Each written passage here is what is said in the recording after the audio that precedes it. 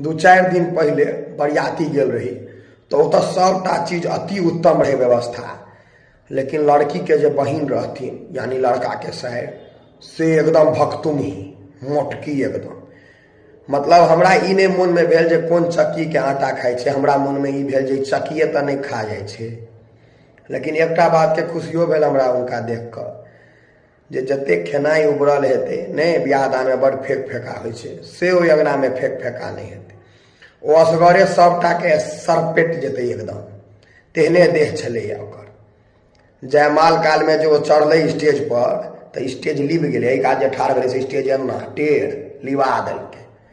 जस छलैया भोजन के, बाप रे बाप, मनुख रूपी महिष हमरा बुझायल से छलैया हेवी एकदम शरीर बनेने।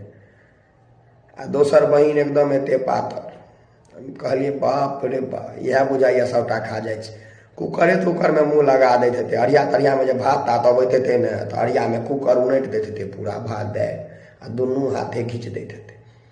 ओहन ओहन मनुख सब जे छे वाह, ई सब धरती के इएह सब बैलेंस केने छे। भूकंप में जे कनी कम थरथराइत हेतै से एहने एहन लोग के वजन पर कनी धरती थम जाइत हेतै, नहीं थरथराइत हेतै। किछ नीको छे किछ खराबो छे, लेकिन हमर भैयारी के साइर भेटलनि है एकदम भक्तुम ही मोटकी।